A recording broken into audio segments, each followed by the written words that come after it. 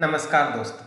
मैं डॉक्टर पवन वासनीवाल आपका स्वागत करता हूं, वेलकम करता हूं। दोस्तों, सर्दी जैसे ही आने लगती है, नाक बहने लग जाती है, मतलब नाक में पानी आने लग गया, लगातार खांसी आ रही है, लगातार खांसी आने की वजह से गले में खराश आने लग गया, गले में खराश की वजह से दर्द रहने लग गया।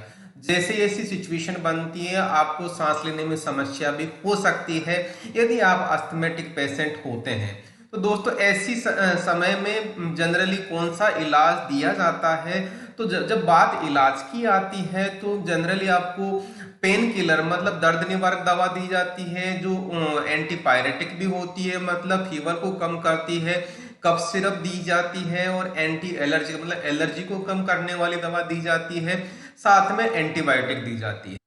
एंटी एलर्जिक दवाइयों के रूप में दोस्तों सेट्रिजिन और मोंटेलुकास्ट दोनों अलग अलग तौर पे भी यूज की जा सकती है और दोनों कंबाइंड फॉर्म में भी यूज की जा सकती है।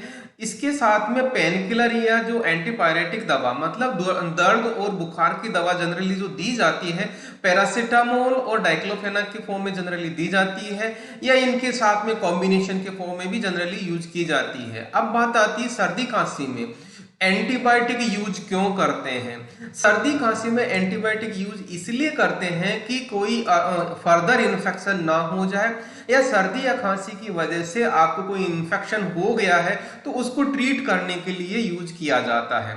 तो दोस्तों, कौन कौन सी एंटीबायोटिक्स जो सर्दी और खांसी में यूज की जाती है, तो आज मैं 5 एंटीबायोटिक्स के बारे में बताऊंगा जो आपको सर्दी और खांसी में डॉक्टर्स प्रिस्क्राइब करते हैं। सर्दी और खांसी में पहली एंटीबायोटिक जो यूज की जाती है वो ये है कि अमोक्सिसिलिन और क्लिनिक एसिड के कॉम्बिनेशन में ये दवा आती है, जिसको अमोक्सिक्लेव बोलते हैं। इसका जो ब्रांड नेम आता है वो ऑगमेंटिन के नाम से आता है। ऑगमेंटिन की स्ट्रेंथ के हिसाब से अलग अलग स्ट्रेंथ्स आती है, जैसे 375 आती है ऑगमेंटिन, जिसमें अमोक्सिसिलिन 250 mg होती है और क्लिनिक एसिड 125 mg होती है। दोस्तों, ये एडल्ट डोज के बारे में बात कर रहा हूँ।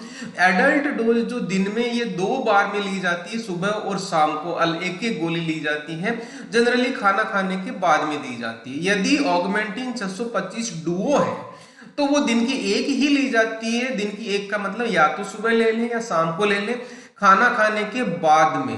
तो इस तरह से ऑगमेंटिन की बात हुई। अब बात आती दूसरी एंटीबायोटिक जो एजिथ्रोमाइसिन, बहुत ज्यादा पॉपुलर है।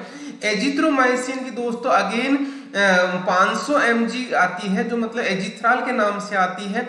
इसको दिन में एक ही बार लिया जाता है। उसी तरह से एजी 500 mg आता है, जो एजिथ्रोमाइसिन 500 mg इसमें रहता है और दिन में एक ही बार ली जाती है। मतलब एक बार का मतलब या तो सुबह ले लें या शाम को ले लें, और वो रिपीटेशन के हिसाब से उसी के अकॉर्डिंग समय के हिसाब से लेंगे। तीसरी एंटीबायोटिक है दोस्तों सिफिक्जिम। सिफिक्जिम एंटीबायोटिक बहुत अच्छा एंटीबायोटिक जो टैक्सिम ओ के नाम 200 के नाम से आता है। इसका मतलब होगा सिफिक्जिम 200 mg इसके अंदर होता है। इसकी डोज दोस्तों दिन में 2 बार ली जाती है, एक गोली सुबह एक गोली शाम को, मतलब दोनों को रिपीट करना है रोजाना। उसी तरह से जीफी आता है 200, वही सिफिक्जिम होता है, लेकिन यहाँ पे अगेन कंपनी दूसरी हो गई, एफडीसी कंपनी बनाती है ये। उसी तरह से दोस्तों सेफ्टाज 200 आता है, जिसमें अगेन सिफिक्जिम 200 mg आता है, ये इंटास कंपनी बनाता है। अब बात करते हैं सर्दी खांसी में यूज होने वाली दूसरी एंटीबायोटिक, जिसको बोलते हैं सिफ्यूरोक्साइम। सिफ्यूरोक्साइम की बात आती है तो सेफ्टम के नाम से आता है, जिसमें सिफ्यूरोक्साइम 500 mg आता है। दोस्तों, दिन में एक ही गोली ली जाती है ये वाली। इसी तरह से इसका दूसरा एक ब्रांड और आता है सेटिल 500, जो लुपिन कंपनी बनाती है। इसमें भी सिफ्यूरोक्साइम 500 mg होता है, जो दिन की एक गोली दी जाती है। दोस्तों, पांचवी एंटीबायोटिक जो सर्दी और खांसी में यूज की जाती है उसको बोलते हैं क्लेरिथ्रोमाइसिन। क्लेरिथ्रोमाइसिन का जो पॉपुलर ब्रांड है एबट कंपनी का है, जिसको क्लेरिबिड 500 होता है। इसका मतलब इसमें क्लेरिथ्रोमाइसिन 500 mg होता है। ये दिन की एक ही गोली रिकमेंड की जाती है। उसी तरह से जॉक्लार 500 होता है, जिसमें अगेन 500 mg होता है क्लेरिथ्रोमाइसिन, और ये भी दिन की एक ही गोली रिकमेंड की जाती है सर्दी और खांसी के लिए। दोस्तों, अब बात आती है कि दवाइयां कितने दिन लेनी चाहिए, मतलब एंटीबायोटिक कितने दिन लेनी चाहिए। जब इसकी बात आती है तो आपको डॉक्टर की सलाह के अकॉर्डिंग ही लेना चाहिए, क्योंकि आपको इन्फेक्शन किस तरीके का है उसी के अकॉर्डिंग आपको इन्फेक्शन का ट्रीटमेंट लिखा जाएगा। ट्रीटमेंट के अकॉर्डिंग आपको पूरी दवाई लेनी चाहिए। जनरली कम से कम 3 दिन दी जाती है एंटीबायोटिक्स की दवा। आपको बीच में इसको छोड़ना नहीं है, पूरी दवाई लेनी। यदि आप पूरी दवाई नहीं लेंगे तो बैक्टीरियल रेजिस्टेंस डेवलप हो जाता है।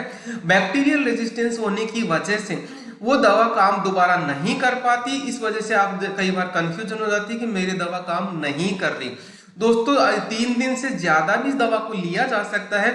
ये डिपेंड करता है कि आपको कितना ज्यादा इन्फेक्शन है या कितना कम इन्फेक्शन है।